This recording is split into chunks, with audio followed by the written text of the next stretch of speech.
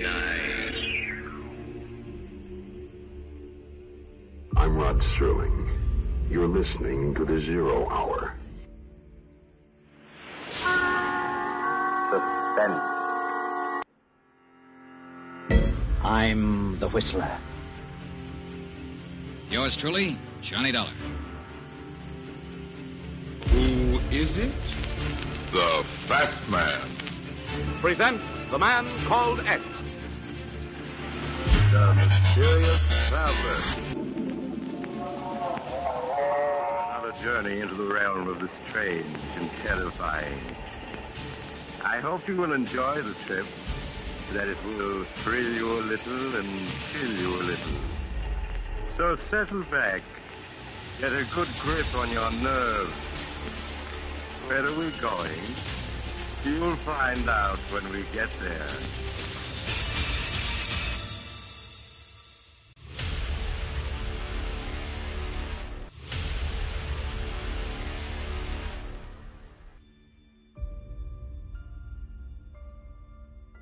Hello everyone, and welcome to Drama and Theater, brought to you by Duane Old Time Radio. Drama and Theater features some of the best programs from the golden age of radio, including Escape, The Fat Man, Suspense, The Whistler, Zero Hour, Yours Truly, Johnny Dollar, and many, many more. Before we start today's drama, if you enjoy what I'm doing, let me ask you to subscribe to my channel. Subscribing is 100% free, and you will receive notifications on new posts. Lastly, if you have a moment, write a short 1 or 2 sentence review or give a rating on your preferred podcast service. A positive review or rating would help me out a lot. And now, on to the drama, and thank you for your support as always. I Love a Mystery returns. To wrap up their storyline, Fear Creeps Like a Cat, with parts 15 through 20. The first episode aired October 21st, 1949. Any other episodes followed. I Love a Mystery, a Carlton E. Morse audio novel featuring Jack, Doc, and Reggie, specialists in crime and adventure. Now following the northwest trail of a missing millionaire, a killer cougar, and the Phantom Castle.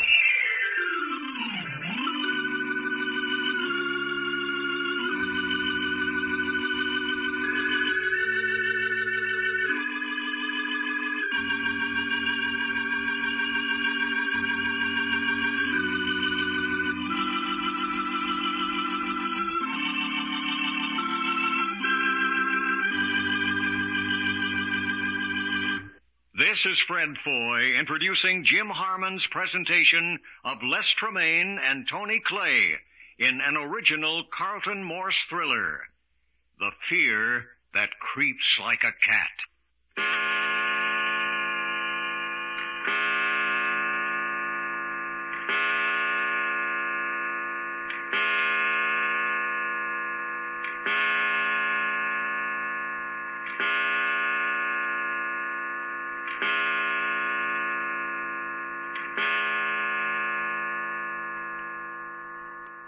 O'clock in the morning on a tiny, unidentified island somewhere off the west coast of Canada. Last night, Doc won 32 chips from his captor, Richard Cooper, which represent the number of hours remaining to him before Cooper performs some mysterious experiment on him in his study of fear and fear reactions. Every hour, Cooper takes another chip from him, so that at 8 o'clock this morning, he has but 24 chips left. 24 hours to live. And now at 8 o'clock, Cooper and Dr. Thorne, his assistant, have taken the three comrades, hands handcuffs behind them, out of the castle and across the drawbridge to the main part of the tiny island for a before-breakfast walk. Now then, gentlemen, we'll walk in a straight line through the woods to the shore. Anything suits us. Hey, looky, though. This is the funniest forest I've ever been in. In what way? Well, looky, there ain't a speck of brush or bushes or nothing like that anywhere you look. Yeah, it does look more like a park than a wilderness. Yeah, looky. Grass growing almost like it was planted. And look at them big trees. Ain't none of them got limbs growing lower than 20, 30 feet. Oh, dear. How you notice things. Dr. Thorne? Yes, Mr. Cooper? Will you please give our guests a dissertation on this island as we walk along? Castle Island is almost circular. The diameter is not more than a mile in any place. Not as big as I thought. No, not so large. The reason there is no low-growing bushes is that they have all been cleared out. The same with low-hanging limbs. Also, all trees of less than 3 feet in circumference have been cut out. That is the reason for the park-like effect. There was a reason for this? Reason? I mean, any reason except for beautifying the island? Very astute question. Dr. Thorne? Yes, isn't it? Well, then there is a reason. I can assure you there is, but go on, Dr. Thorne, come on. Yes, the castle sits almost in the center of the island. The tiny river that brought your launch yesterday from the ocean to the castle is nothing more than a small inlet. Not really a river at all. It furnishes water for the most about the castle and comes to an end just back of the castle. Hey, look. What's that flashing through the trees over yonder? What's that? Where? Can't see it now. Look like the shadow of some animal or something. That must be Prometheus. Yes. Here, Prometheus. Come here, boy. You mean that wolf dog runs loose out here? Oh, yes. This is his playground. There he is. Come here, Prometheus. That's it, boy. To heel. Why do you keep that bell on him, Cooper? Oh, he never makes a sound. That's how I know when he's about. Don't make a sound. Man, I sure heard him whooping it up last night. Oh, yes, when he's tied up. Never when he's loose. It's the wolf in him. Now then, if you'll notice the huge trees, you can see the ocean already. Yeah, I see it. We're going down to the beach. Yes. See here, Packard. What's the matter with Mr. York? He hasn't said a word since he began this stroll. Leave him alone. He's just in a mood. That's interesting. Is he inclined to moodiness? Seldom. But when one comes on, it's a black one. Can't get a word out of him. It's too bad. I don't like sulkiness. I think I can give you the reason, if you want to know. Well, certainly I want to know. It was what you said about Linda Joyce. Linda Joyce? What's his interest in her? Well, do you have to be interested in a girl to feel squeamish over her prospective murder? Oh, now see here, Packard. Well, isn't that what you indicated? Didn't you say that she was to become one of your experiments?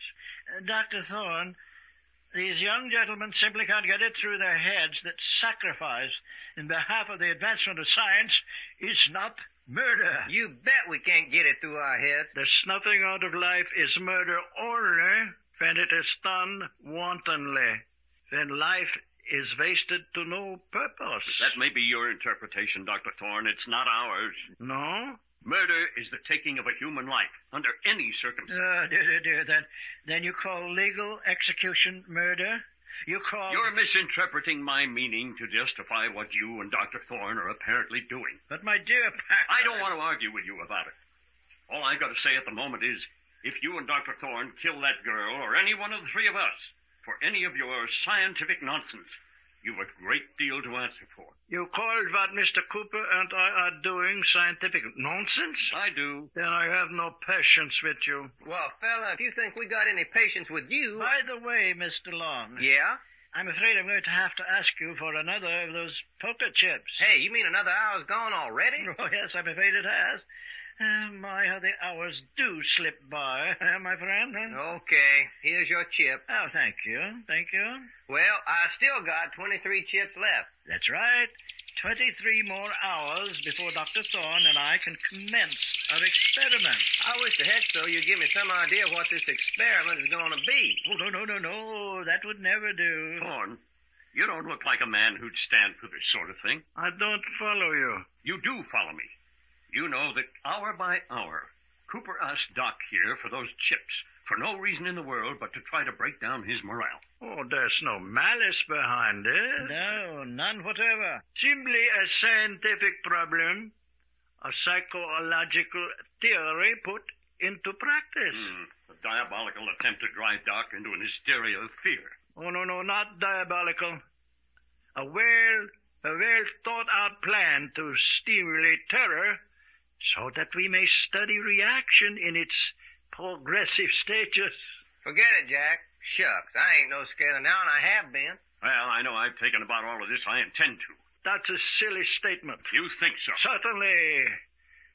There's nothing whatever you can do about it, so why make any pretense there is? Oh, come now, let's not lose our tempers. We're coming down to the shore. Hey, wait a minute. What's the matter, Doc? Doc, what's the matter? Jack, come over here. What is it? Looky, there in the grass. Skeleton. Bones of a human being. Cooper. Thorne. Now, Packard. Cooper, what is this skeleton? Another one of your scientific experiments? Oh, dear. Dr. Thorne, I thought all evidence had been removed. Just an unattached bunch of bones laying in the grass. You know, you two men are, to my mind, a pair of the worst unhung scoundrels in history. Dr. Thorne, what happened to Mr. York? He's over there leaning against a tree, being sick. Oh, unfortunate. Very unfortunate. Dear. Shall we continue our walk? Come away, Doc. Looking won't do you any good. Yeah, I reckon. What do you suppose happened to him, though? What's he doing laying out here in the woods? I don't know. And I don't want to think about it. You suppose that's what me and Linda Joyce will be doing a couple, 3 days, laying out here looking like that? Are they getting to you? Dr. Thorne? Yes, Mr. Cooper. Bring Mr. York along. Packard, Mr. Long. Not too fast. Don't pay any attention to him. Listen to me. Yeah, I am. Listen, Doc. That was a plant, as sure as we're on this island. Of what? A plant. They deliberately brought us this way so that you'd stumble onto that skeleton. You mean they didn't murder him? I don't know about that. Perhaps they did. But they are doing everything they can to break you down. That skeleton was put there for no other purpose. Well, son, they almost succeeded that time. You feel better now? Yeah, some. Well, get hold of yourself, because there's something more in store. There is? Yeah, I don't know what. But this walk isn't just for the exercise, so watch out. What'll we do? Just go on like them bones didn't even faze us? Can you do it? Sure, why not? All right. That's the way we'll take it, then. Poor old Reggie. Yes. But it's playing it smart. He knows he can't talk without giving away the fact he's scared, so he's not saying a word. Yeah. Here, boys. Huh? You talking to us, Cooper? Yes. You're taking it too fast. We'll wait for Dr. Thorne and Mr. York. Well, we're practically on the beach. There's no place else to go. Yes, well, here they are. Yes. Now then, will you explain about the beach and the reef? Hey, looky, seagull. Yes, you see, it's low tide now. Notice that sawtooth reef of rock out there about 200 yards? What about it? That reef extends around the entire island. High or low tide, the water out there is so tortuous, neither boat nor man can stand it. Yeah, I know. Cooper's already told us it would be suicide to try to get past the reef. Well, now you can see for yourself. And now, here's something else. There's a block of wood. Watch when I throw it in the surf. Hey, where'd it go? It should have floated, but it disappeared the minute it hit the water. The undertow is so vicious about this island that a man wading out to his knees would be immediately sucked under. Doggone. Why do you make such a point of it? Because I don't want to see any of you make the silly attempt of trying it. Why would we, if we knew we couldn't get across the reef anyway? In due time, Packard, in due time. What do you mean, in due time? Oh, there's a reason for everything. Everything we're telling you. All you need to know now is that it would be suicidal to step feet in that surf. You're certainly making it tough for anyone with an idea of escaping from this place. No. We haven't done that. Nature did that for us. Man, this here's sure some before breakfast walk. What else you got to show us that might whet our appetite? Yeah, well, yes. Let's go ahead. Come along, Prometheus. Where do we go now? Back to the woods again. only on a different route. Come on, Reg, old kid, perk up. It ain't the world that's so bad. It's just some of them skunks that inhabit it. Philosophy from that young man. Well, what about it? Nothing. Nothing at all. Go right ahead. I've been expecting you to drag that gag out again. What's the matter, Cooper? You like my conversation better than you did? As a matter of fact, I don't. But you don't need to worry. You won't be gagged anymore. 23 hours more. I can bear with that. Darn nice of you. Now then, Mr. Long. Yeah? It's to your advantage to keep your eyes open. The more you know about this island, the better off you're going to be. I don't get you, fella. Oh, well, in due time. I'm just warning you. Make yourself as familiar with every nook and cranny as is possible. You mean I'm going to be out here again? Yes, and under very different circumstances next time. Such as what? Never mind that. May I point out to you that little ravine down there? There's no place to hide or defend yourself down there. It would be a trap for you. Hey, what you talking about? And over there's a big hollow stump. Keep away from that for the same reason. Yes. Never let yourself get in a position with your back to the wall. Hey, I can't get heads and tail of what you're talking about. Can you, Jack? No, but I'm beginning to get ideas. Don't try to climb trees. It's utterly useless. As a matter of fact, your only chance is an out in the open running fight. All right, you fellas are the doctors. An out in the open running fight it is. But what the heck am I going to be a-fighting? Better tell him about the little rocky precipice over to the left, Dr. Thorne. The last man who tried that... Yeah, what happened to him? Tragic. Well, ain't that a doggone shame? And I still don't know what happened to him. He died there. Cooper, I want to ask a question. Certainly. Why is it the mountain lions aren't screaming this morning? What's that? They kept up an infernal racket all night. Why are they so quiet this morning? Cougars only scream at night. I see. Yeah, that's it. In the daylight, they're as silent as Prometheus here. Creepy, slinky things. Jack, you mean that... Treacherous? Oh, yes. Never trust a cougar.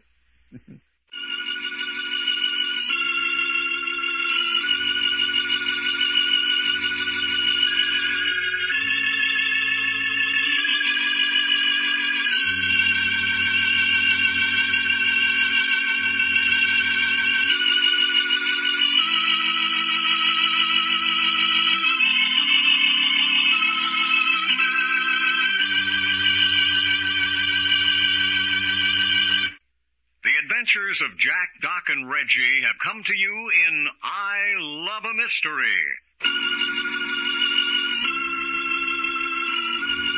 Created and written by Carlton E. Morse. Scripts copyrighted by Morse Co. Incorporated. Produced and directed by story editor Jim Harmon. Featuring Les Tremaine as Jack Packard and Tony Clay as Doc Long. Consultants Frank Brzee and David Lloyd. Your announcer, Fred Foy. This presentation has come from Hollywood.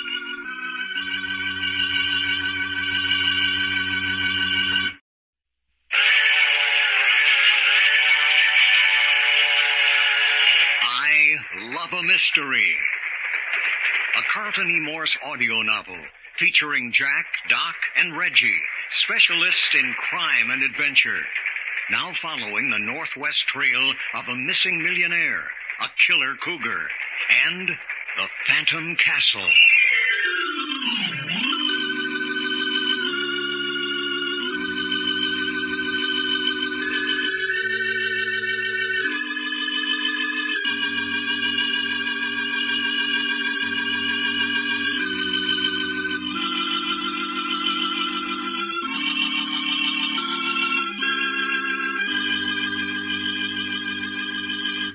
This is Fred Foy introducing Jim Harmon's presentation of Les Tremaine and Tony Clay in an original Carlton Morse thriller, The Fear That Creeps Like a Cat.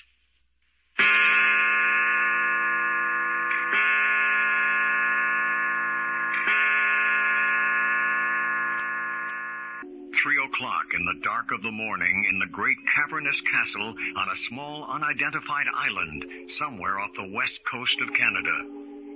These are essential facts. 1. Richard Cooper is preparing Doc Long for a scientific experiment in his study of fear and fear reflexes. 2. Doc and Cooper played a game of poker, but the chips represented hours instead of dollars. At the end of the game, Doc had 32 chips, which represented 32 hours of reprieve before he faced the experiment. Each hour since the game ended, Cooper has taken a chip from him, so that now at 3 o'clock in the morning, Doc has returned 27 chips. 27 from 32 is 5. Doc has 5 chips left, 5 hours of suspense before he faces whatever it is Cooper has in store for him. Every hour during the night, someone enters his prison room, awakens him, and takes another chip. Mr. Long? Mr. Long! I say, Mr. Long. Huh? Yeah. Mr. Long, wake up. Huh? Wake up. What's the matter? Well, did I finally awaken you? Yeah, I reckon you did all right. That you, Cooper? That's right. Come for another poker chip? Yes, another poker chip. Another hour. Yeah.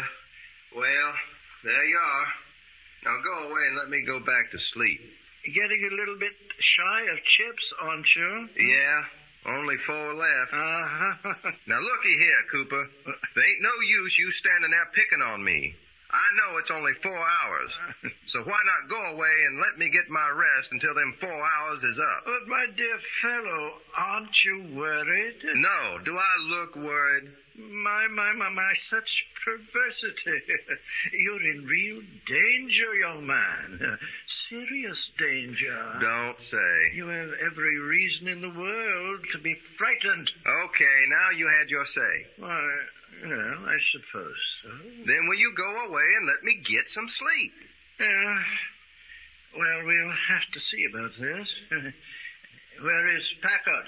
He's sleeping in the other room. You coming in here every hour to get a poker chip from me was spoiling his rest. But isn't anyone worried? Upset? Look, Cooper, we only start worrying about things when we know what we're worrying about. Now, will you be good enough to get out of here? Mr. Long, you're coming with me. I'm a-doing what? Come. Get up. Put your shoes on. Hey, look, I got 4 hours more. Do you want me to call the guards and have you handcuffed? Oh, all right. Doggone. When's a fella supposed to get his rest anyway? Oh, hurry. Get your shoes on. And them darn lions. Why don't you keep your cats quiet at night? Come, you're wasting time. Hey, looky. Maybe I should ought to wake up Jack. No. But supposing I insist. Mr. Long, now don't delude yourself. I will shoot on the slightest infraction. Now, come along. Yeah. Guard, close the doors.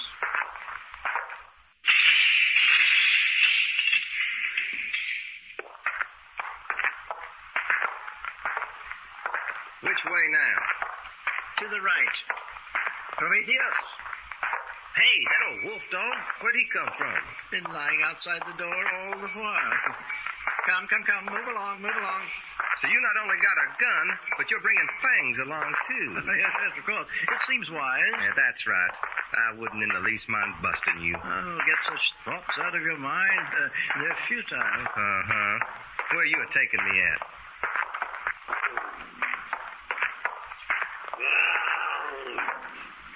Hey, that fellow sounds a lot closer than he did. Yes, he does, doesn't he? You mean we're visiting one of them pens of lions? Now then, take these steps down. I ask you, are we visiting them there lions? Pay attention to where you're walking, young man. What you mean? Can't you see there's no rail on the outside of these steps? There ain't. Why ain't you got some light around here, then? Get close to the wall unless you want to dash your brains out. But I can't see nothing. Only light there is that there lantern you're carrying. Just keep close to the wall. You're all right. Boy, howdy. Hey, We must be right down among them. Yes, we're getting nearer. Hey, ain't we getting down to the ground level? Slightly below. There now. That's all the steps.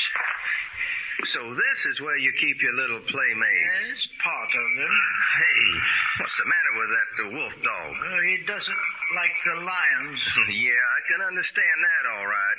Doggone, it's dark down here. Wait, just a moment. Hey, electric lights. That's right. But why electric lights down in the basement and none upstairs? We need them down here in our work. Same being what? Scientific research. Scientific research, my boy. Man, I don't like that. There. Here we are. You mean we've reached where you're taking me? Just a minute while I open the door. Who is it out there? Hey, that's a girl's voice.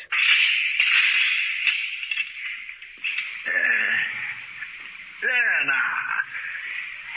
Hey, Cooper, it's Linda. Yes, Mr. Long. I'm afraid it is. Hey, what's she doing down here? Oh, Mr. Cooper, let me out of here. Let me out of here. Oh, there, my dear.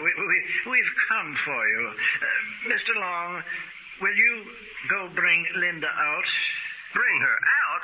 Why can't she come out herself? She's chained to the wall. Why, you dadgum polecat. Here now. Take this key and go release her. You're blame right. I'll go release her. Oh, Doc. Don't you worry, fella. We'll have you out of this. Hey, Cooper. Doc, he's locked you in too? Cooper, you double-dealing, two-timing skunk. My dear Mr. Long, you're so simple, it's a shame to take advantage. Good evening. Hey, he turned out the lights. You see? I don't see nothing except I'm mad enough to tear this whole castle apart. Mad? I'm scared. I'm so scared that even if I wasn't chained down... You really are chained to the wall. Yes, for 10 hours now. Well, looky, he gave me a key. Let's see if I can unlock you. Yes, if I could just move around. Yeah, here's the lock. Be just like him to give you the wrong key to raise my hopes. No, it's the right key, all right. And there you are. Really and truly? There. That feel better? I don't know. My arms and legs are so numb. Well, you just lay out here and let me get the circulation going again. Now I know how you boys felt after you've been riding horses all day. Yeah, only you didn't give us a rub down like I'm a-doing for you. I don't dare. What you mean you didn't dare? Hey, for the love of Mark. Oh, no. Hey, Linda, that thing's right down here in the room with us. I know, but it can't get to us. What you mean it can't get to us? The room is divided by iron bars. They reach from the floor to the ceiling. You mean we're on one side of the bars and that old mountain lion on the other? Yes. I've been down here with it for 10 hours. Holy cats! What for? I'm one of Cooper's experiments. Listen. Hey, what's that? What's he doing? He's been gnawing those bones over there for hours. Son of a gun. He must have teeth worse than a wolf dog. Haven't you seen one up close? No. Look, you can see his eyes. I'm close to the floor. Yeah, green and yellow. He lies there, crunching those bones and watching me. watching. Hey, let's just turn around here so we can't see him. Just plain ignore him. How can I ignore anything that's been pounding on my brain for hours? Yeah, kind of feel something creeping up my back. Wonder what kind of bones they are. I can't stand much more of this. Hey, looky, try to forget it for a minute. I gotta talk to you. Oh, all right, what? Well, it's like this. Me and Jack and Reggie figured you was part of Cooper's gang. That's what I've been pretending. I had Cooper fooled. I've been with him for almost 4 months now. Yeah? Well, what happened? I made a mistake. You remember the other night when When Jack told me that Alexander Archer was here in the castle? Yeah? Hey, I wish he had stopped that. Well, I tried to find where he was being kept. You mean you've been a hunting Archer, too? Yes. I found him, too. I even got in the room where he was, but Cooper caught me. But what you doing this for? What's Archer mean to you? I'm his niece. You're related to Alexander Archer? Yes. My sister and I are his only living relatives. Sister, huh? Where's she? You remember the girl who fainted in front of your door at the hotel back on the mainland? Hey, she was your sister? The girl we turned over to the authorities? Yes. I knew she'd be safe with them, so I came on with Cooper to try and find my uncle. Cooper said he knowed Alexander Archer for 35 years. How come he didn't know about you? He did. But he'd never seen us. We were kept in school in Europe since we were little girls. He thinks that's where we are now. He don't know you're Archer's niece, even now he's caught you? No. He thinks I'm just another investigator trying to find my uncle. Well, what do you know? You ain't never been on this island with him before? No, but I know what happens to people who try to find Alexander Archer. I've heard him tell it too often. You mean you know what he means when he says he's going to use us for scientific experiments? Yes. Tries to scare you to death or something like that, ain't it? I think of the first girl he's had. I don't know what he's going to do with me. He ain't going to do nothing to you if we can help it. I don't think anybody can do anything. Look, what can we do down here? Yeah, I've been wondering myself. How many hours have you got left? Well, I got 4 poker chips left. If he sticks to his bargain, I got 4 hours left. And then do you know what's going to happen to you? No, but I wish I did. Oh, stop it! Stop it! Hey, Linda! I don't care! I can't hang on any longer. Linda, stop it. Do you hear? I want out of here. I want out of here. Hey, I hope I didn't hit you too hard. That's all right. What difference does it make? Now, looky, honey. There ain't no use getting all worked up over this. No use getting worked up. You say that. When in 4 hours, you'll be on the island, stripped to a loincloth with one of those things after you. Hey, what did you say? Nothing to get worked up about, huh? Hey, is my hair standing straight up? Well, it should be. If it isn't, all you have is a knife and an 8-inch blade, and you can run and hide or do anything you want. And all the time, that mountain lion will be creeping along behind you on its belly. Hey, but mountain lions are afraid of human beings. They're not if they hadn't had anything to eat for a week or 10 days. And you mean I got to fight a hungry lion out there with nothing on? Funny, isn't it? Hey, cut that out, will you? Very, very funny. Oh, Doc. Doc, I'm so scared.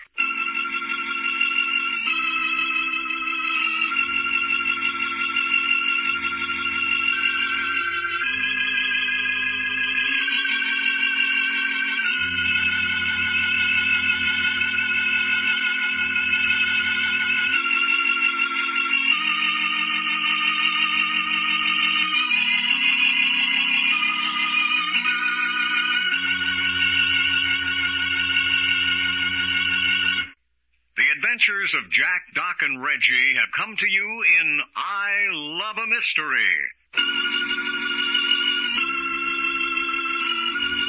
Created and written by Carlton E. Morse. Scripts copyrighted by Morse Co. Incorporated. Produced and directed by story editor Jim Harmon. Featuring Les Tremaine as Jack Packard and Tony Clay as Doc Long. Consultants Frank Brzee and David Lloyd. Your announcer, Fred Foy. This presentation has come from Hollywood.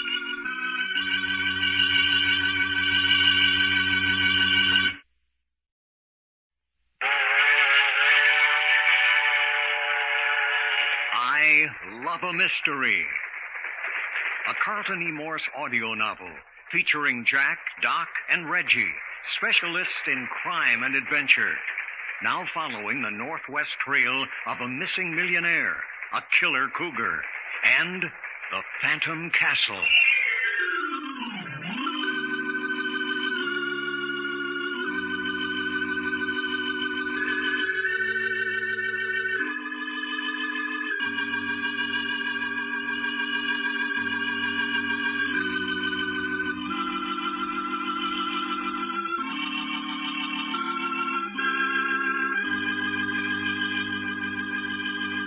This is Fred Foy introducing Jim Harmon's presentation of Les Tremaine and Tony Clay in an original Carlton Morse thriller, The Fear That Creeps Like a Cat.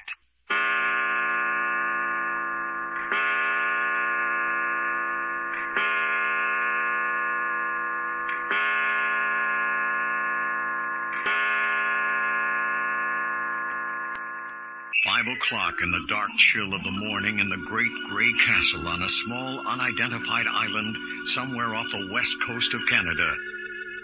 At last, Doc knows what is in store for him. He learned from Linda Joyce 2 hours ago when the two were locked down underground in a dungeon separated from a hungry mountain lion only by bars. Then he learned that in 2 hours, when the last of his poker chips are gone, he's to be turned loose on the island with a hungry cougar. And his only weapon of defense will be a knife with an 8-inch blade. Now he is back in the big rooms where he's locked up with Jack and Reggie.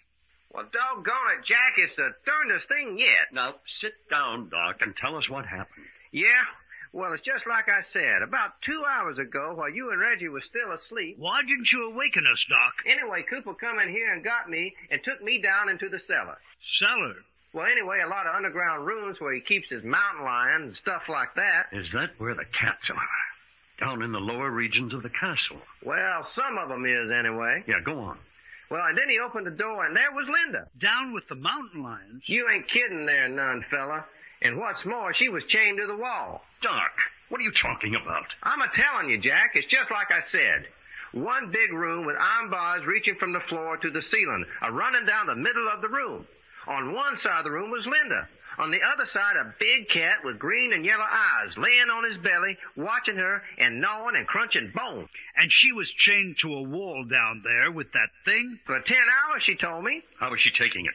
Pretty darn bad. Honest, I don't know when I felt so sorry for anybody.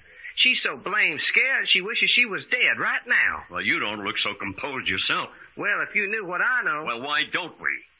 What are you holding out on us for? Now, Jack, looky. You seen them 2 poker chips. That's all you have left? That's all. 2 chips, 2 hours. And you know what's going to happen to me when those 2 hours is up. Doc, you know... Yeah, Linda told me. You know what she said, Jack?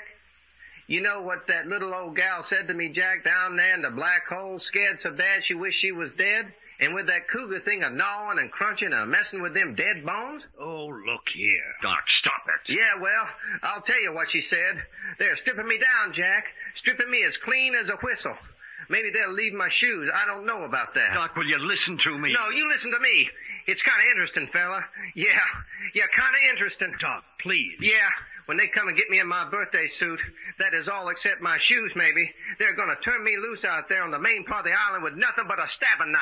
What do you mean, turn you loose on the main part of the island? Yes, they are. And that ain't all they're turning loose out there. No, sir, you betcha it ain't.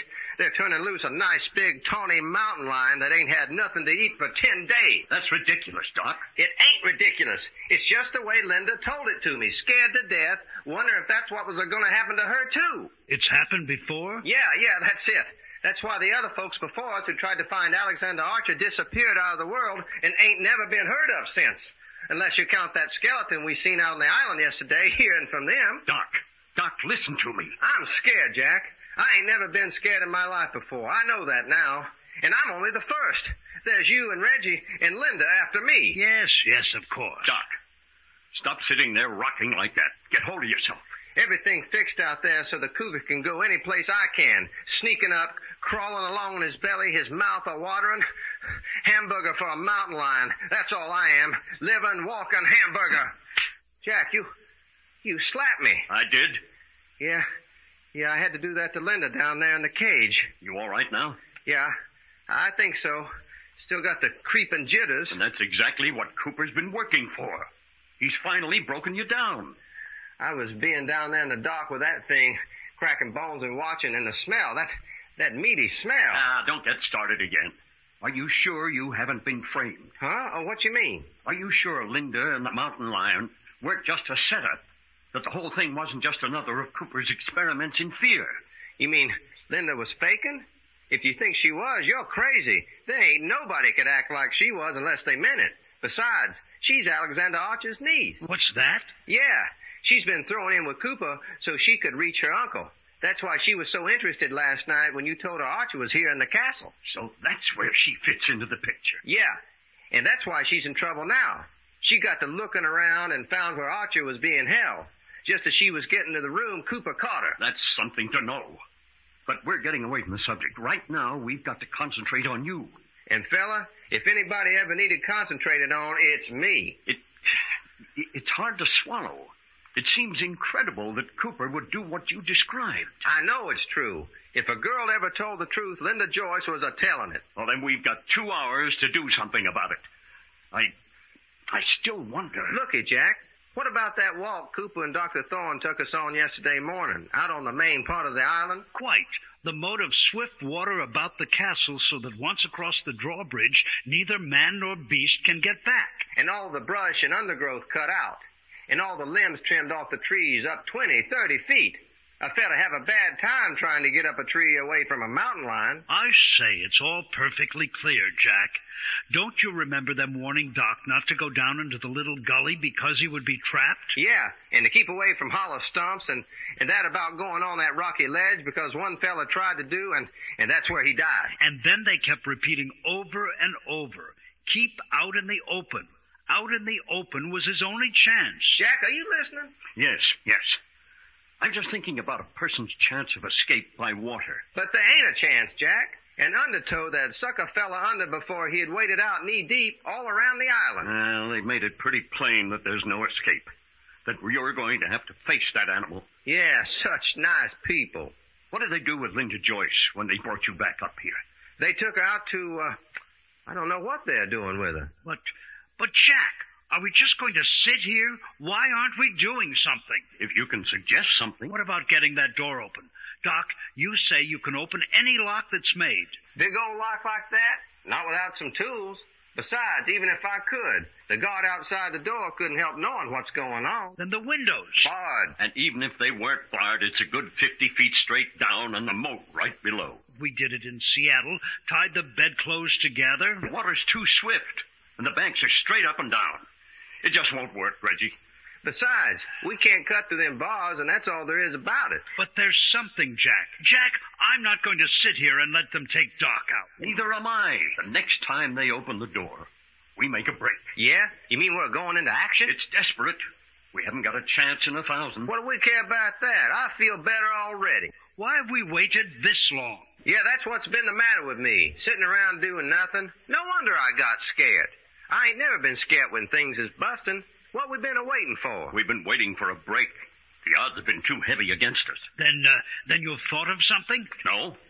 But there's nothing to lose now. If Doc's going out to be eaten alive by a mountain lion, he'd better die right here and now. Yeah, a fighting folks I can fight back at. I see. And if Doc goes, you and I will go next.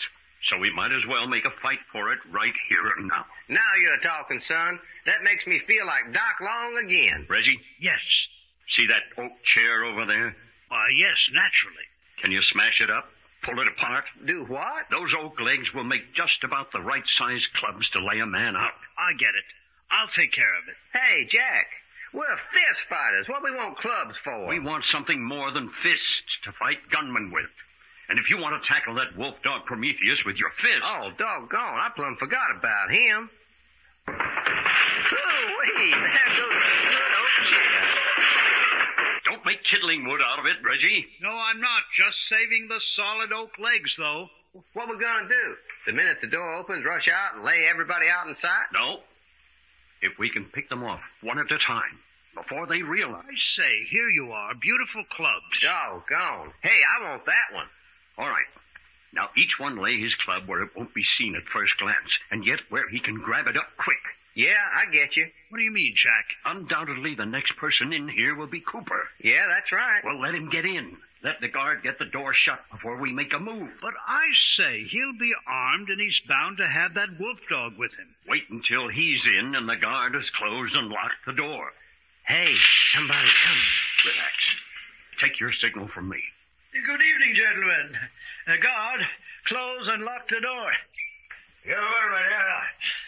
I'll be talking to these men quite a few minutes. To heal, Prometheus. No. Sit down. Don't stand on ceremony. What do you want, Cooper? Why, I think it's time to collect another poker chip from Mr. Long. Yeah, I guess it is, ain't it? Yes. And that will leave you only one. Uh-huh. You want I should give it to you now? Oh, yes, if you will, please. Yeah. Here it is. Got him, Jack. I'm holding Cooper's body between me and the dog. Use the clubs, Reggie. Use the clubs. He's gonna jump. Look out. We'll never tear anybody's throat. Doggone. Anybody hurt? That brute slashed my arm, but not badly. But when he jumped you, Doc... I kept Cooper's body over my face and neck. He couldn't get at me. Is Cooper dead? No. The wolf wouldn't touch him. Here, give me a hand. Stuff him under the bed. Huh? What are we going to do now? See if we can't lure the guard in here. Is that wolf's body out of sight? From the door it is. All right. Hey, guard! Hey there! What do you want? Cooper wants you in here. What does he want? Didn't you hear the noise? That wolf's gone mad. He wants you to shoot him. Is that what that noise was? Where's he now? We got him locked in the next room. Hurry up, will you?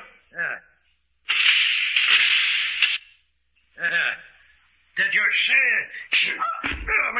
Attaboy, Jack. Not so loud. Here, get his body into the room. Hey, what you shutting the door for? Listen, now comes the hardest part. We'll be shot on sight. So what? So we're not giving up, no matter what happens. Right? Right. Everything or nothing. And won't they be surprised to see me at the pearly gates?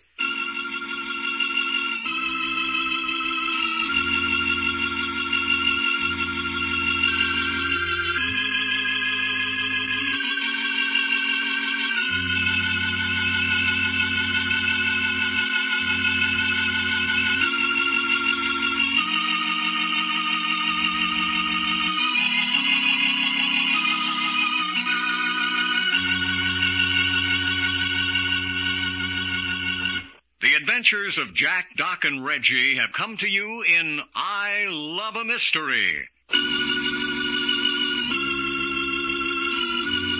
Created and written by Carlton E. Morse. Scripts copyrighted by Morse Co. Incorporated. Produced and directed by story editor Jim Harmon. Featuring Les Tremaine as Jack Packard and Tony Clay as Doc Long. Consultants Frank Brzee and David Lloyd. Your announcer, Fred Foy. This presentation has come from Hollywood.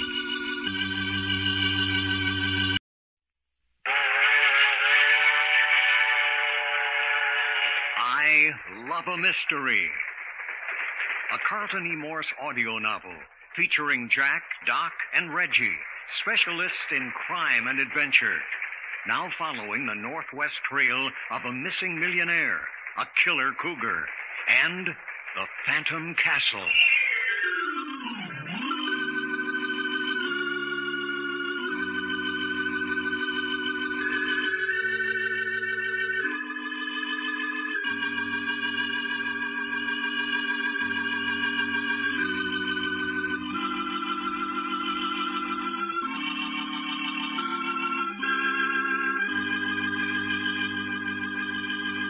This is Fred Foy introducing Jim Harmon's presentation of Les Tremaine and Tony Clay in an original Carlton Morse thriller, The Fear That Creeps Like a Cat.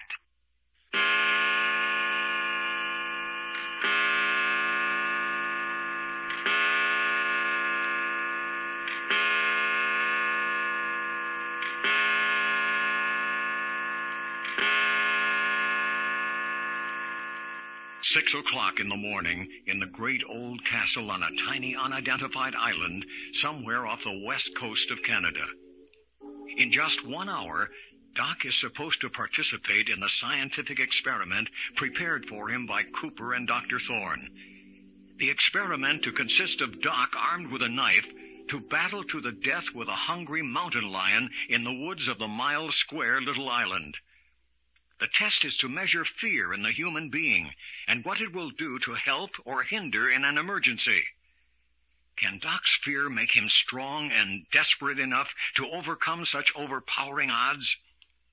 Which is the strongest force in the mountain lion, hunger or fear of a human being? That's the test. But at the moment, it appears that the test may never be made, for in their prison chamber they have knocked Cooper and the guard at the door unconscious and killed his wolf dog, Prometheus. And now they are on the point of creeping forth in an attempt to overpower the rest of Cooper's forces in the castle. Well, come on, Jack. Let's get it going. There's no use barging out there in the hall until we know our objective. Well, that's easy. Our objective is to get off this island quick. Yes, but let's know what we're doing, what we have to do to get away. Well, for one thing, there's 7 or 8 guards to be disposed of. Hey, they won't all be on the job at 6 o'clock in the morning. There'll be enough to give us trouble. Now, first, the guards. Then I think we want to capture Frankie. Who? Cooper's handyman. The fellow that's been slapping us around. But we haven't time for revenge now. But he's the one who piloted the launch in through the reef. Righto. We need him to take us safely out across the reef. Yeah, I hadn't thought of that. All right, then. That's our plan. Put the guards out of commission. Capture Frankie and make for the launch. That suits me. Let's go. Hey, wait a minute, though. What about Linda Joyce? We ain't leaving her behind. Quite. And Alexander Archer. After all, he's the reason for us being here. They go with us, naturally. You mean you was planning it that way all along? Certainly. Now then, let's go. And above everything, keep together. Yeah, come on. Got your old club, Reggie? Rather. Well, here we go.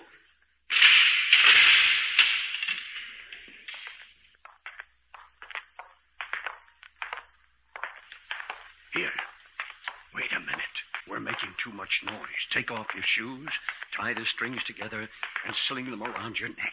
Yeah, okay. Only I hope somebody don't go and step on my toes. Man, do I hate having my toes stepped on. All right. What about it? I'm all set. Righto. Then let's go. Keep your eyes open.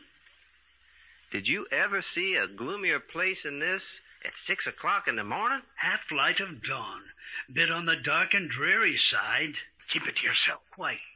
Seen anything of anybody yet? No. Neither have I.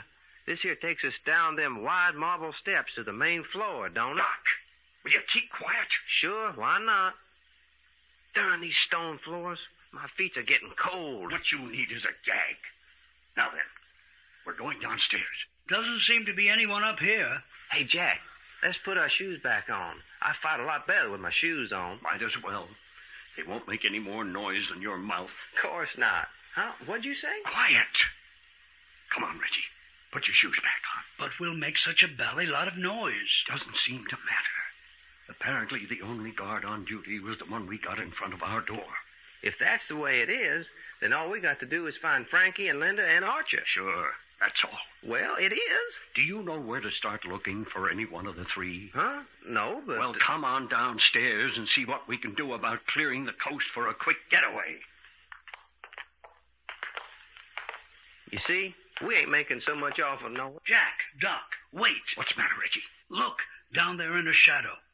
Well. Doggone. A guard sitting down there with a gun across his knee. Apparently sound asleep. Jack, how about me tiptoeing down there? Nothing of the kind, Doc. I saw him first, and if any one of us goes down after him, I go. One person would have a much better chance of getting down without waking him. Sure. How about me getting started, Jack? I'll go myself and settle the argument. Hey, no. What about it, Doc? Okay, let him go. Only smack him good, Reggie. You think I won't? He's got a lot of steps to go down. Take it easy. Righto.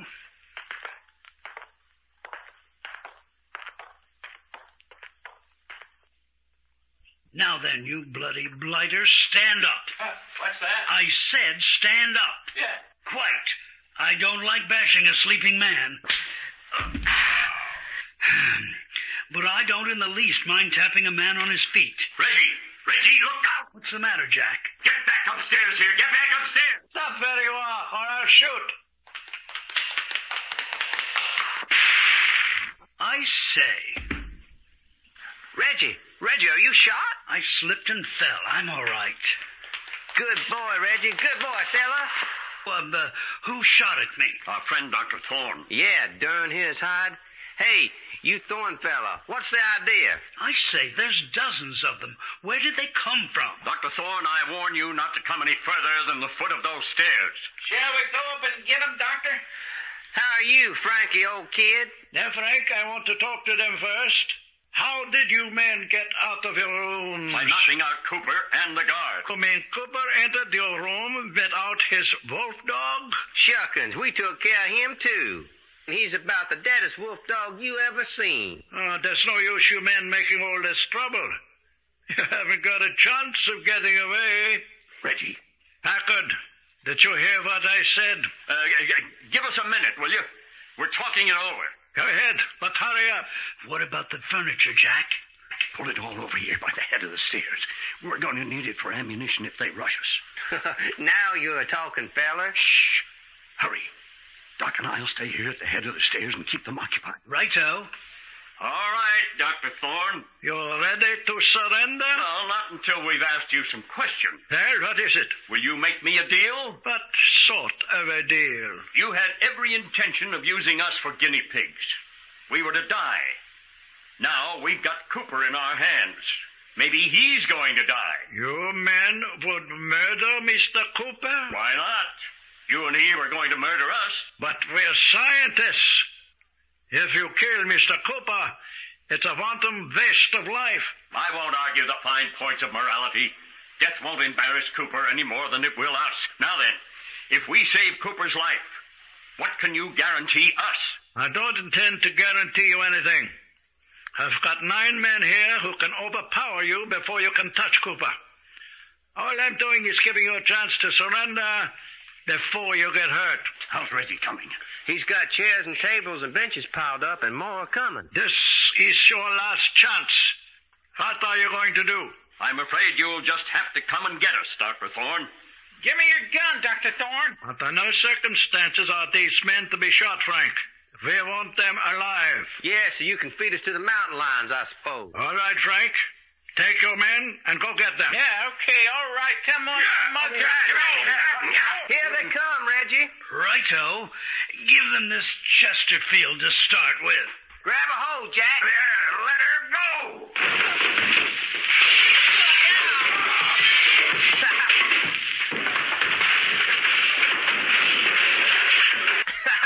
Doggone. We sure busted up to charge of the light brigade that time. Righto. Ooh-wee, looky at 'em.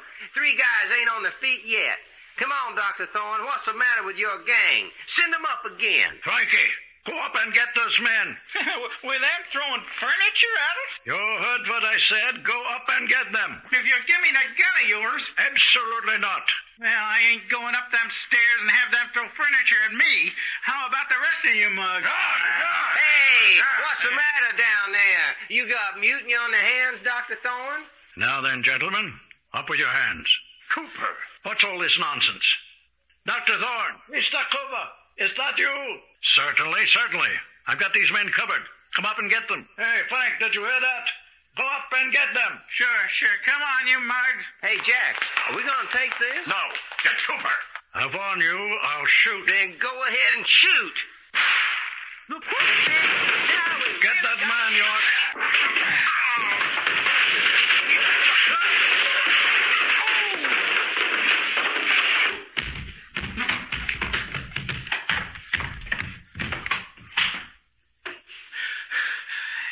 Well, Mr. Cooper, that's all of them. You shouldn't have let Mr. York roll down those stairs like that. He's unconscious. How about Packard and Mr. Long, Dr. Thorne? No, both unconscious but not badly hurt. Packard's got a cut on the head that will need 3 or 4 stitches. Take care of it. I want these men kept in good health. Frank, you and one of the men go down and bring Mr. York's body up here. Sure. Come on, you mugs. The rest of you men, Go back to your posts. Yes, 3 fine fighting men here, Dr. Thorne. Different than any specimens we've ever had before. Dangerous. Very dangerous. They said they knocked you unconscious. Yeah, they did. I recovered. Made the mistake of not tying me up. You certainly saved the situation. That's it. Lay him down over there. Easy with him. That's all. Sure. Come on. What did you find, Dr. Thorne? How was Mr. York? Nothing broken. Good. That's very good. That blow on the head that knocked him unconscious? No, might be a slight concussion, but I doubt it. There's a fine figure of a man, Doctor. A fine figure of a man. Youth. And courage and spirit. Yes. You know, Dr. Thorne, if we can create real fear in that magnificent body, his feats of strength would be prodigious. Prodigious. What about Doc Lorne here? He has just a half hour more until we should begin preparing him for the experiment. Yes, the experiment. Will he be fully recovered by that time? I can get him ready. He'll have his full strength and a clear mind? Positively. Good. Then I'll go along and tell Frankie to prepare Cougar. You're using the tawny lioness, aren't you? Yes, gaunt, hungry, viciously hungry.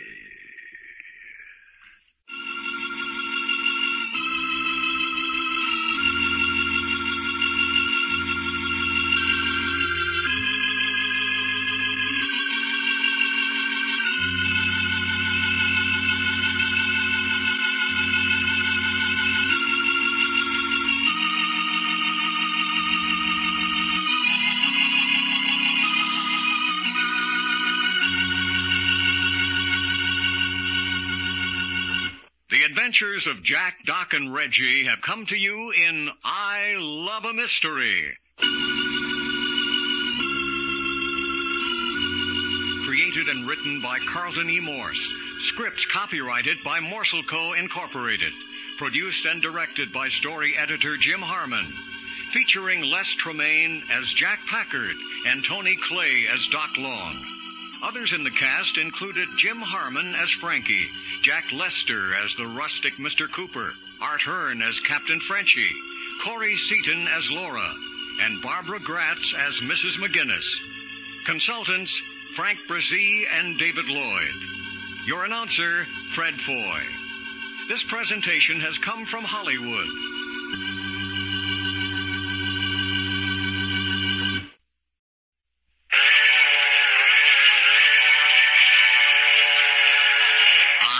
Love a Mystery.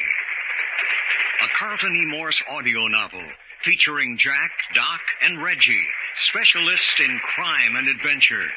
Now following the northwest trail of a missing millionaire, a killer cougar, and the Phantom Castle.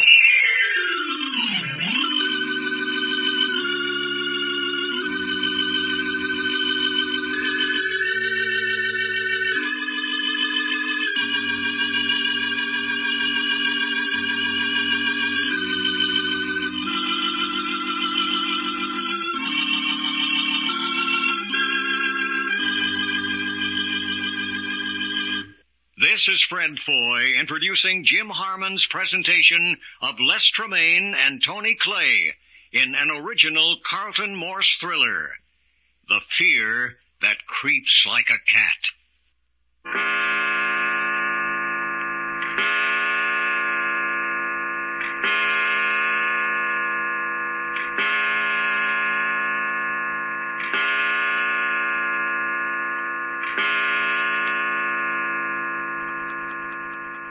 Seven o'clock in the morning in the great old castle on a tiny unidentified island somewhere off the west coast of Canada.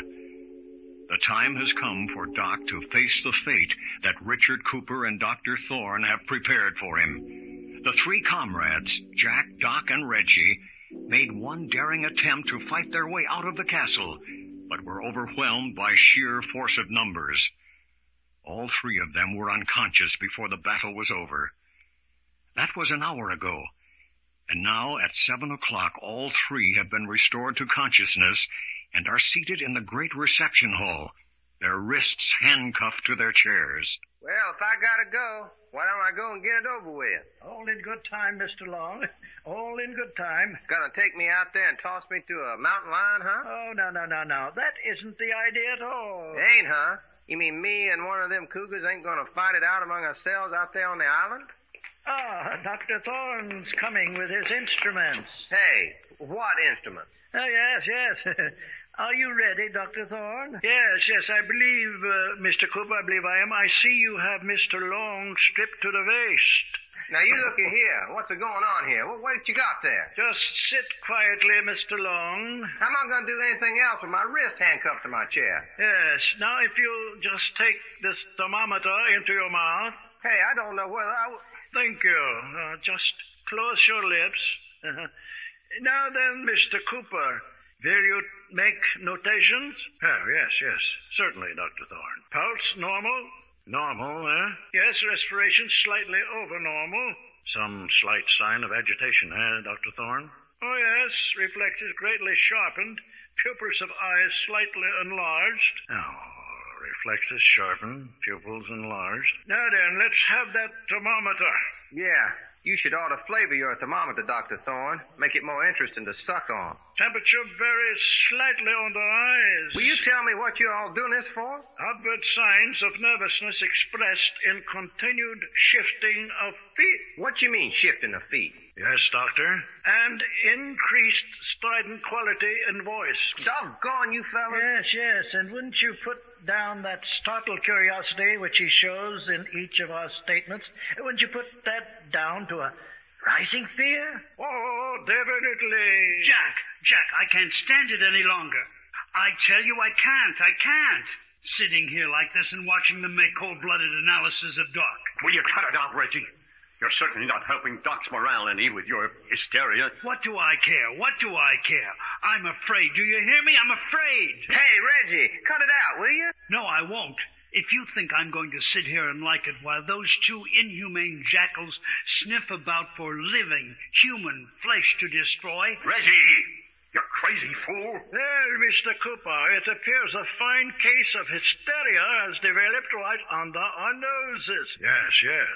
Interesting. Get away from me! Do you hear? Now, my boy. I warn you, don't come near. I'll sink my teeth into the first one who comes within range. The fear of the trapped animal. Courage of terror. Desperation. Well, what else are we but trapped animals? Caged, examined, talked about to our faces as impersonally as though we didn't understand. Monsters, you monsters, do you understand? Mr. Cooper, this specimen is developing into a much more interesting case than the others. Hey, I resent that. Specimen? Interesting case. Doesn't it occur to you that we're living human beings like yourselves? No, not like that. No, I'd rather die like this than be contaminated with the stain of blood on your hands. I think we should send Mr. York out this morning instead of Mr. Long. Now look what you went and done, Reggie. Send me out? Go ahead, send me out. I'd rather be any place than chained to this chair, tortured in mind and body, waiting. No, go away. Don't come near me. Get behind his chair, Dr. Thorne. Put a gag in his mouth. Then he can't bite. No, I tell you, keep away. There. That'll take care of his desire to bite. Now then, Mr. Cooper, will you write down these new observations? Well, let's see. I think he's in our files as specimen H24, isn't he? That's right, yes.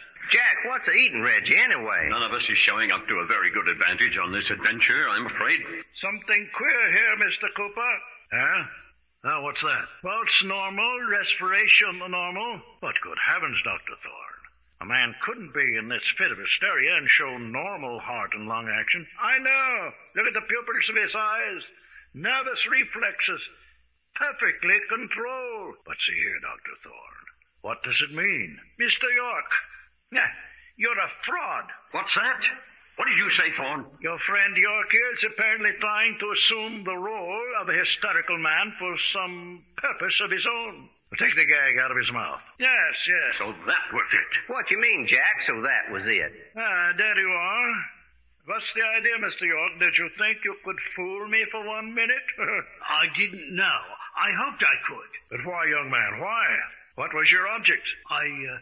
I thought if I could sell you on the fact that I was in a sweat of terror, you would send me out instead of Doc. Hey, what you talking about? You were trying to muscle in on my date with that there mountain lion? Well, if you want to put it that way. Well, doing your ornery hide, Reggie? Dear. Apparently the spirit of altruism is pervading the halls of science. And I don't suppose you'd understand that, would you, Cooper? No, I don't think I do. Well, that's another nice little paragraph for your treatise on fear.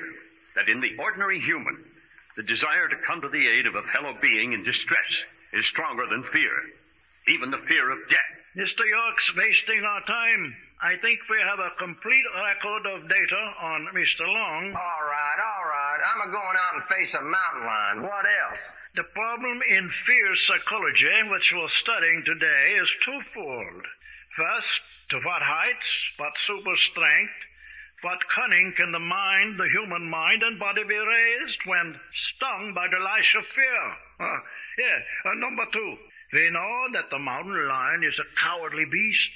We are interested in finding out whether hunger is a stronger force in a cowardly animal, or whether fear will dominate even the gnawing pangs of hunger. Well, an interesting experiment. Vital to our study. There's only one trouble with your experiment. Yes? What's that? Doc isn't afraid. I wonder. Cooper, perhaps this would be a good time to tell him the rest. Yes. Yes. We have a little surprise for you, Mr. Long. Yeah? Yes. We've decided at the last minute that you are not to go on this last adventure alone. I say, will you send me? No. That's not possible, Mr. York. You mean Jack? No. I'm speaking of Linda Joyce. Hey! Cooper, you don't mean Yes, that. I do, Mr. Packard. Linda Joyce. But the girl, you can't do that. She won't have a chance. It will give our heroic young friend here more incentive. A chance to stroll through the woods with a beautiful young woman. That ain't fair. That's taking advantage. Go ahead, send me out, but don't send her. Can't do it. You can't do it. Dr. Thorne, I'll go bring Linda in. Yes, I'll release Mr. Long from his chair. Yes, I'll be right back with her. Jack, ain't there something we can do to stop this? There's nothing, Mr. Long. Now then, when I release one wrist, lay it over on the other.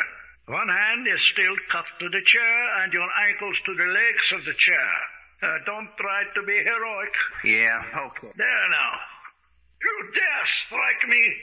Good work, Doc. Kind of staggered him, even if I was sitting down. Put your wrist over on the other one. We'll just leave both hands cuffed to one. How about my ankle? I'm going to release them now. Well, anyway, I can stretch my legs, beginning to get cramped. Hey, here they come. Oh, yes, my dear, yes. Come right along. Hello, Linda. Hey, fella, it ain't as bad as that. All right, Mr. Long, up out of your chair. Yeah, looky, fella, we're gonna be all right. I'm not afraid. I just can't help crying. I just can't help it. All right, let's get started. Come along. Jack, Reggie, I can't go out like this. I'm not ready. Bringing in Linda like that throws me all out of stride. This ain't the way to do it. I tell you, I'm not ready. I ain't even said goodbye to Jack and Reggie. Ugly, Jack. Ugly. Everything's ugly. Reggie. Yes? I've got one of my hands loose.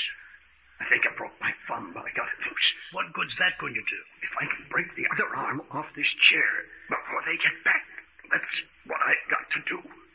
Break the arm off this chair before they get back. Now then, down these steps to the drawbridge. Just a moment. Dr. Thorne, will you open the door? Come now, outside to the drawbridge. Wait now, we'll lower the drawbridge.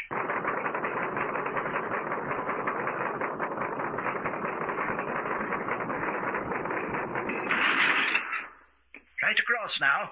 Lead the way, Dr. Thorne. Yes, will do. I'll release you first, Miss Joyce. Now you, Mr. Long. Keep your gun on him, Mr. Cooper. There you are, Mr. Long. You'll find a knife with an 8-inch blade stuck in that first tree over there.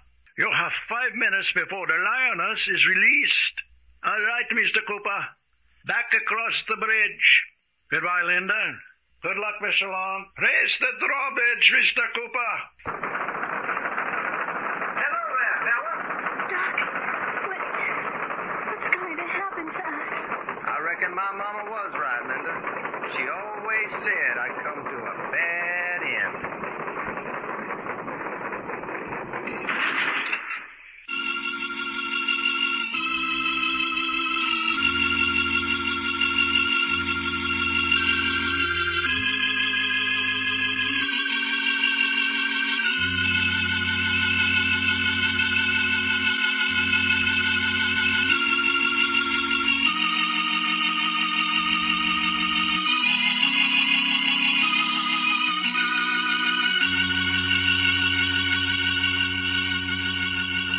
The adventures of Jack, Doc, and Reggie have come to you in I Love a Mystery.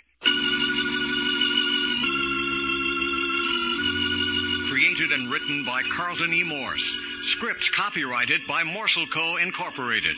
Produced and directed by story editor Jim Harmon. Featuring Les Tremaine as Jack Packard and Tony Clay as Doc Long. Consultants Frank Brzee and David Lloyd. Your announcer, Fred Foy. This presentation has come from Hollywood.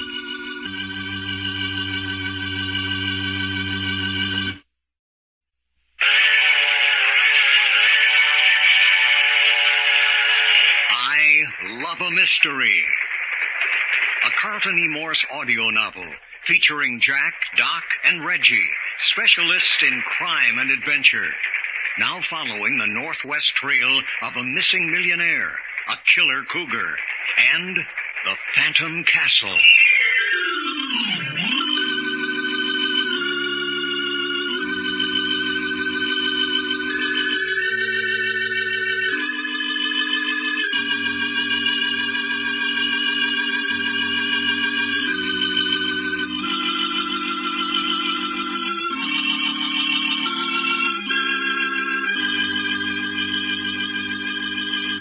This is Fred Foy introducing Jim Harmon's presentation of Les Tremaine and Tony Clay in an original Carlton Morse thriller, The Fear That Creeps Like a Cat.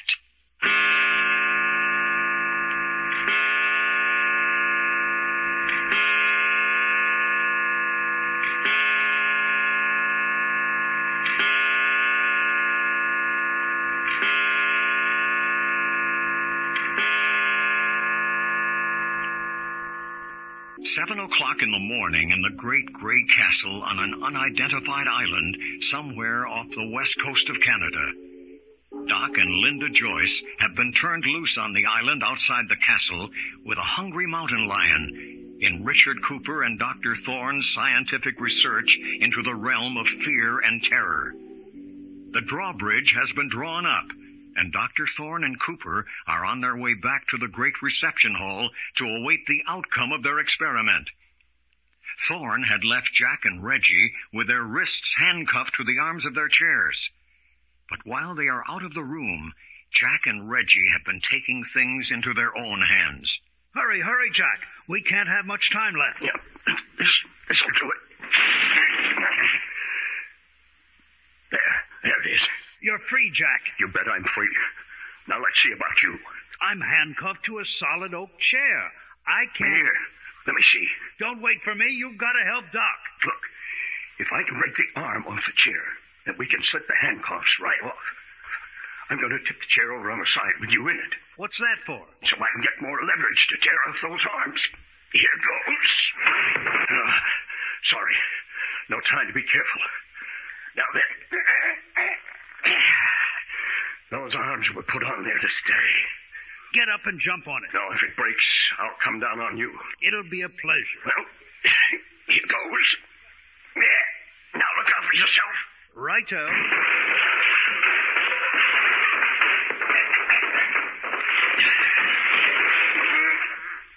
say, that did it. Yeah. Did I hurt you? Not at all. Now the other side. Turn the chair over. Oh, you go. There. This arm doesn't seem to be as solid. All right. Here goes.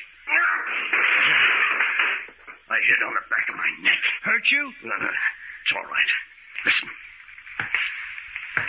Cooper and Dr. Thorne coming back. Quick, over by the door. One on each side. One shot on the jaw apiece. Don't miss. I'll give the word. Hold it now. Get him, Reggie! Got him! Yeah, quick. Dr. Thorne has the keys to these handcuffs. Which only goes to prove Richard Cooper and Dr. Thorne didn't have anything a solid clip on the chin wouldn't cure. Well, here they are.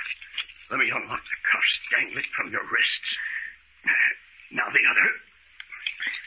Now, unfasten mine. Now then, hold Cooper up. Now the same with Thorne. Yeah, there. And that takes care of the two masterminds. Now, do we go after Doc? Here, these are what we've been needing. Revolvers. I say, splendid. After Doc now, huh? Yes. Wait, let's take these extra handcuffs along. We may need them. Hurry, Jack. Doc's out there with that mountain lion. Come on. Hold it. Get back. What is it? Frankie's coming this way. Keep her on the corner. He slugged me twice. This is my part. Hold it now. Hello, Frankie. My compliments. Perfect, Jack. Here's a pair of handcuffs. Pull his arms around. We'll cuff him to this pillar. Well, that takes care of Frankie. What about the other guards, though, Jack? I heard Cooper say they were all down in the servants' quarters at breakfast. But they won't be there long. Do you suppose there's any way we could lock them down there? Keep them there? Yeah, I wonder. Let's go see. But Doc and Linda Joyce out there, Jack. I know it. There's so many things that should be done. But let's mop up as we go along. If the guards get on the job, we'll be right back where we were before. This is the way to the servants' quarters. Come on, down these steps.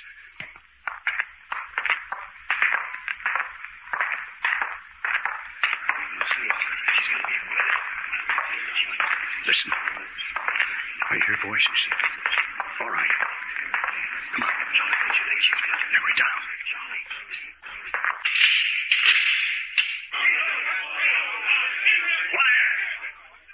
Don't a man move or make a sound. We just as soon shoot as look at you. Reggie, go over there at the other end of the room and lock that door. Right. You'll be interested to know that Cooper and Dr. Thorne are in chains along with your fellow thug Frankie. Jack. Yes? I can bar this door from the outside, the same as that other one. Go ahead. Then come around here through the passage. You men are prisoners.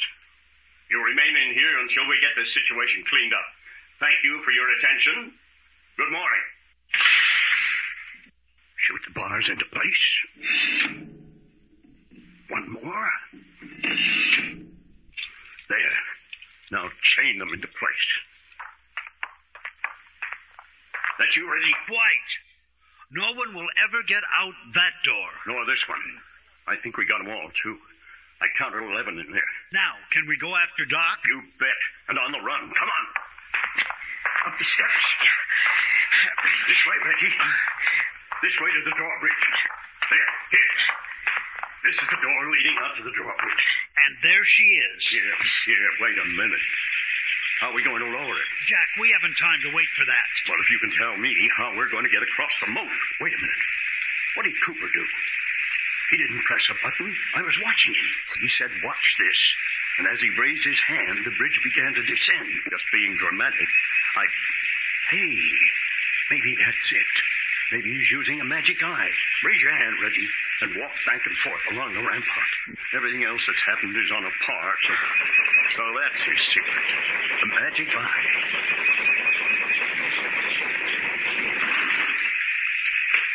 Here we go. You've begun, Andy, with that lion loose. They're bound to hear us. Doc! Doc! Jack! Reggie! Here we are! Wait a minute. Let's get the direction. Here we are! Here we are! Hurry, please! This way, Reggie.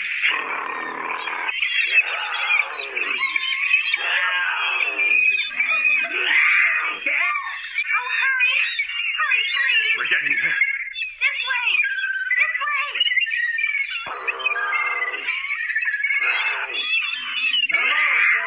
Let's get this here over with. Which way? There she is.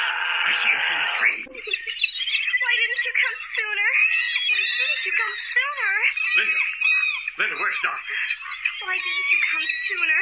There beside the tree. I think he's going to die. Die? Here, let me look at him.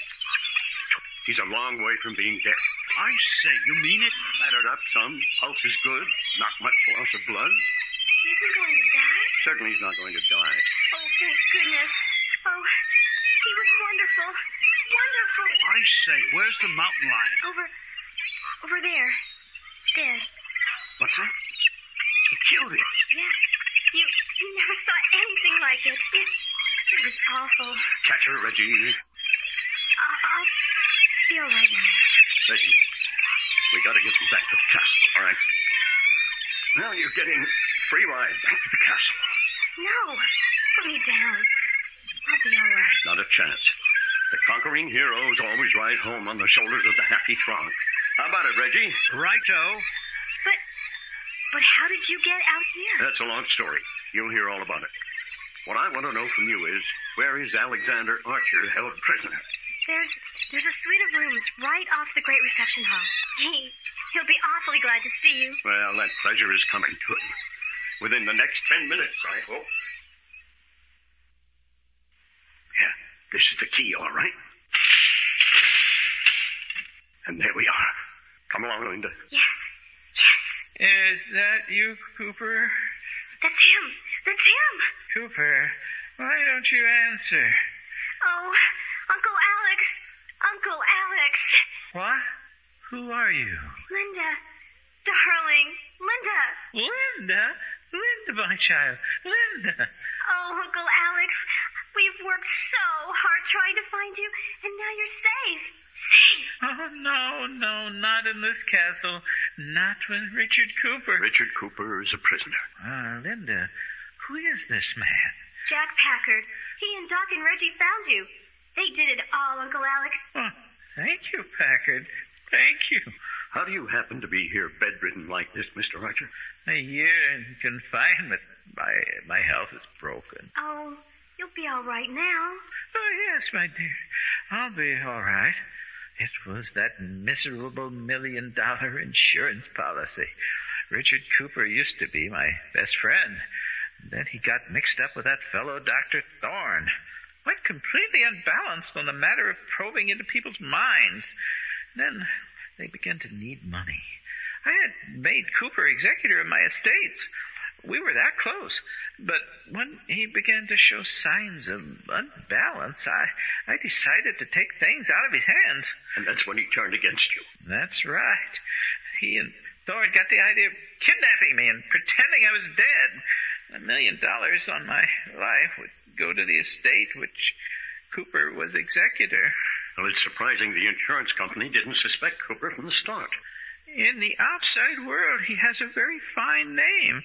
He was a fine man before he got mixed up in all this. Oh, let's don't talk about it now. Let's get out of here. You think you can be moved, Mr. Archer? You mean we can get out of here? Reggie's getting the launch ready.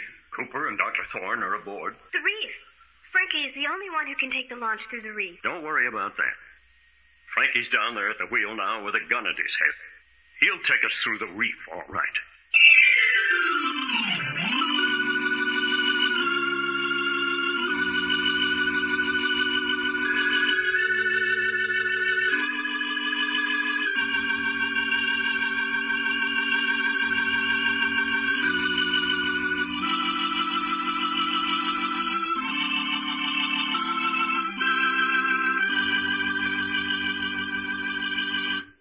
Adventures of Jack, Doc, and Reggie have come to you in I Love a Mystery. Created and written by Carlton E. Morse. Scripts copyrighted by Morse Co. Incorporated. Produced and directed by story editor Jim Harmon. Featuring Les Tremaine as Jack Packard and Tony Clay as Doc Long.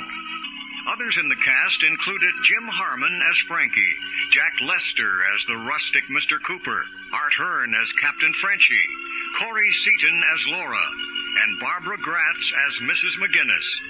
Consultants, Frank Brzee and David Lloyd. Your announcer, Fred Foy. This presentation has come from Hollywood.